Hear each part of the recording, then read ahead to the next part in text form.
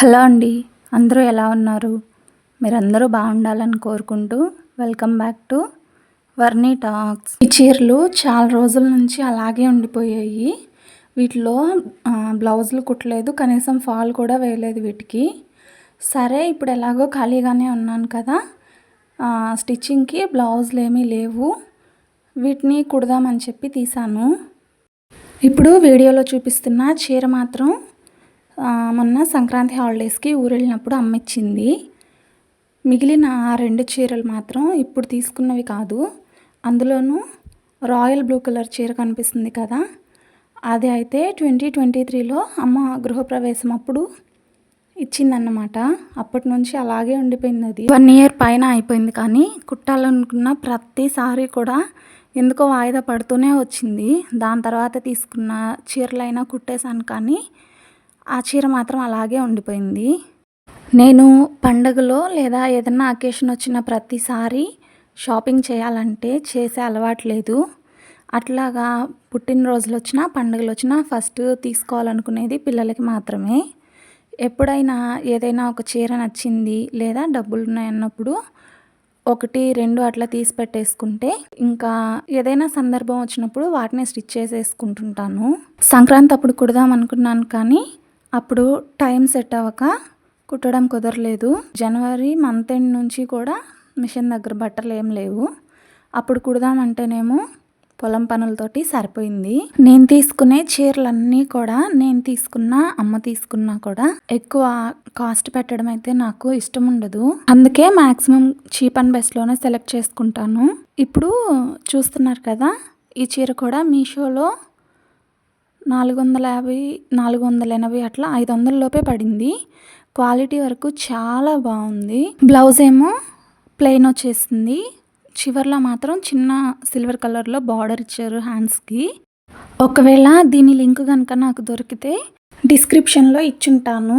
Link దొరికితేనే ఎవరికైనా use అవుతుంది అనుకుంటే మాత్రం చెక్ చేయండి.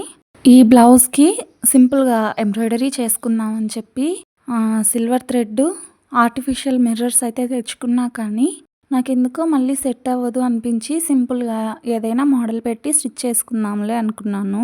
మోడల్ బ్లౌజ్ కుట్టుకోవడం నా చేతిలో పని అయినా కూడా నేను అన్నిటికీ కూడా రౌండ్ నెక్ పెట్టి పైపింగ్ వేసేసుకుంటాను. నాకెందుకో ఎంత సింపుల్గా ఉంటే అంత మంచిగా అనిపిస్తుంది. నాకు టైలరింగ్ అనేది చాలా ఇష్టమైన పని. రెగ్యులర్గా టైలరింగ్ చేసే వాళ్ళకి కొన్ని హెల్త్ ఇష్యూస్ అయితే వస్తూ ఉంటాయి కదా. ఒకవేళ బయట నుంచి తీసుకొని కుట్టకపోయినా ఇంట్లో నాకు పిల్లలకైనా సరే ఎప్పటికీ నాకు శక్తి ఉన్నంత వరకు నేనే స్టిచ్ చేసుకోవాలి అనేది నా ఆశ. మన బ్లౌజులు, డ్రెస్సులు మనమే స్టిచ్ చేసుకున్నప్పుడు మనీ సేవ్ అవ్వడంతో పాటు ఒక హ్యాపీనెస్ కూడా ఉంటుంది. ఇది నేనే చేసుకున్నాను కదా అని చెప్పి. ఈ చీర కూడా లాస్ట్ ఇయర్ జూన్లోనో జూలైలోనో తీసుకున్నాను. ఈ టైపు అందరూ కట్టి ఇవి అవుట్ ఆఫ్ ట్రెండ్ కూడా అయిపోయినాయి, కానీ నేనైతే ఇప్పుడు స్టిచ్ చేస్తున్నాను. అయినా నేను అవుట్ ఆఫ్ ట్రెండ్ అనేది అస్సలు పట్టించుకోను. నాకు నచ్చినప్పుడు తీసుకొని నచ్చినట్టు స్టిచ్ చేసుకోవడమే తప్ప అందరితో పాటు ట్రెండ్ ఫాలో అవ్వాలంటే అవ్వదు కదా. 3 చీరలకి ఫాల్ అయితే వేసాను. బ్లౌజులు తర్వాత కట్ చేసి కుట్టుకోవాలి. అయితే ఇది సున్నుండల మిక్స్ అన్నమాట. మినపప్పు, బెల్లం కలిపిన పొడి. ఇంతకుముందు ఒకసారి చేసినప్పుడు కొంచెం తీసి పెట్టాను. ఇంతకుముందు చేసినవి అయిపోయినాయి, అందుకని మళ్ళీ ఇప్పుడు కలుపుతున్నాను.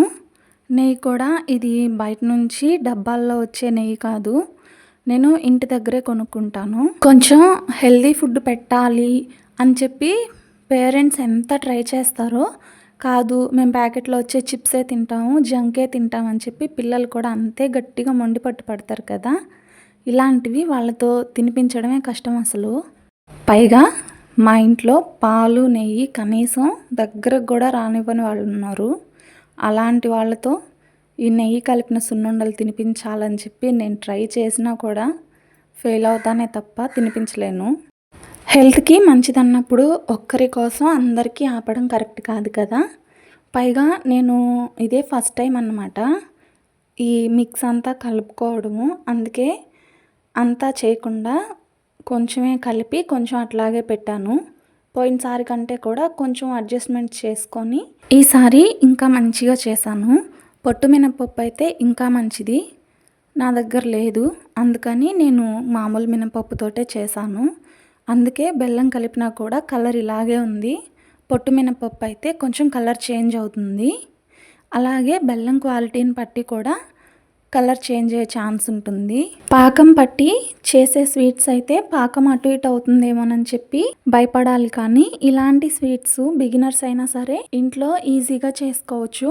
బయట నుంచి తెచ్చుకునే కంటే కూడా మనం ఇంట్లో చేసుకున్నవి ఇంకా హెల్తీగా హైజీన్గా చేసుకుంటాం కదా. పైగా ప్రాసెస్ కూడా ఈజీనే కాబట్టి ఒకసారి ట్రై చేయండి.